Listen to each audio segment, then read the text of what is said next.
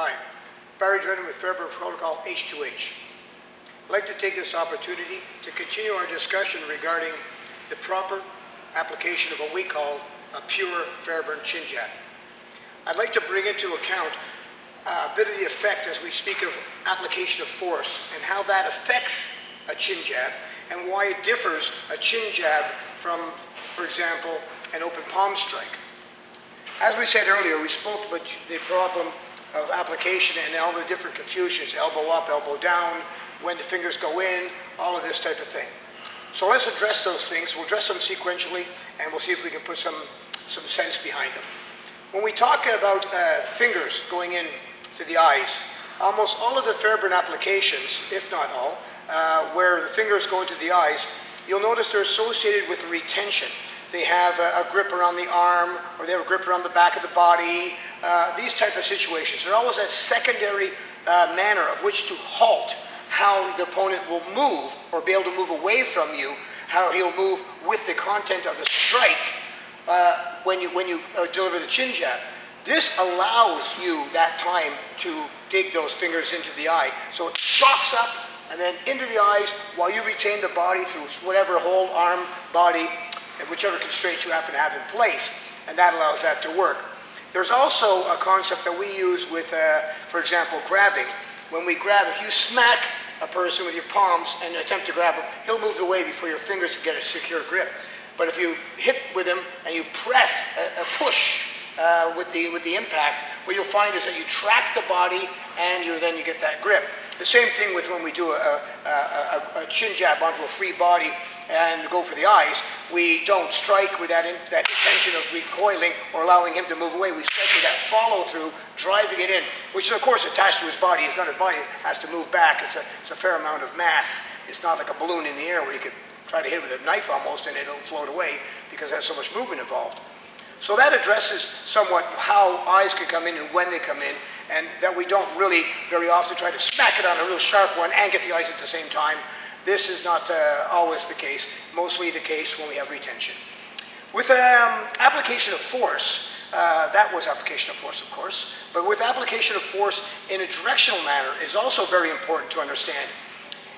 When we strike with a chin jab, we use a pure form, which means we do that very deliberate, vertical, perpendicular to the earth drive, up the body, up the chest we speak of. Whether it comes from the floor or whether it's 6 inches, we use that vertical term. If it comes from the side, we still use that vertical format. Why? Because when we do the vertical format, we strike into the head and we don't cause a rearward motion in direct force. Now, if I was to do that, my force line goes from the ground to up, causing the head to wrap backwards and cause those injuries. We put a lot of the force transferred into that snapping of the head, that force into that head. Even if it's a power drive, as we do that added power into the equation from coming to the floor up, or a sharp, quick one, it still does that vertical application of force into the transition of the head movement.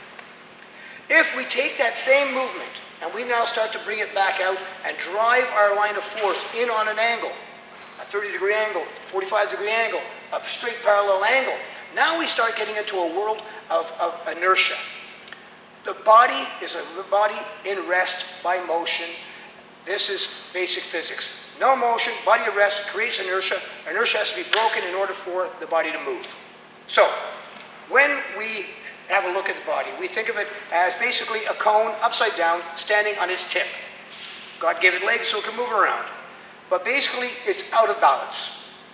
When we start to come in on an angle, we're applying a force to it in a linear fashion. That linear fashion then tilts the balance and creates rearward movement. So the way the force works is very simple. The body absorbs the force until we break inertia, and then that extra power, whatever it may be to whatever degree, then causes motion. If we do it fast enough and hard enough, the motion is great, and that's where, for example, you wouldn't be able to get the eyes in. But at the same token, that force is no longer created in terms of capturing it into the object. When we do chin jab up, it's as if you're trying to lift the entire body by the chin jab, by that application of force underneath the chin. Very difficult. We also have an application of force that invests our greater strength. For example, you may have had the experience where you push a vehicle that's stuck or in snow or whatever the case may be, it doesn't start, And you may have had the experience where if you could put your back against a wall or against an immovable object like another parked car and get your legs up and push with your legs, you'll find that all of a sudden you have greater power, greater stability. Well, that's simple. That's because that motion, equal and opposite reaction, Newton's third law, does for every force there's an equal and opposite reaction. It doesn't allow you to push back because your body is locked against that immobile force. Therefore, all of your energy, all of your force, all your directed power is going towards that object. Well, it's a similar thing when we're coming up from the floor, because we're on an immobile force, which is that floor. And when we're coming straight up, we're actually trying to lift the body off of the floor by the strike, which cannot happen. Of course, there is a mobility within the neck here, and of course, then that causes that to drive back. And this is where you start to get into those movements they talk about with stires and stuff, where they come up and they redirect with the hand, because that redirection of force allows you to continue the force line into your target, into your opponent's chin. But it's not necessary. It has advantages, like I've spoken before. I don't wish to discredit it in any fashion because it does have opportunity, but it's not the way Fairbairn does it. The Fairbairn operation works very much off that close range, tight body, close range to an opponent, upward strike, allowing the force to drive up through the center, centralizing the power into the jawline, retaining the body if we need to get that ice, and those type of things. And that's how application of force comes into the equation. The other thing that we find very interesting with that is that, again, we deal a lot with sideways motion and forward motion in terms of staying close to our opponent as opposed to stepping away from them. A lot of the opportunities that you see with Fairbairn have a close range component.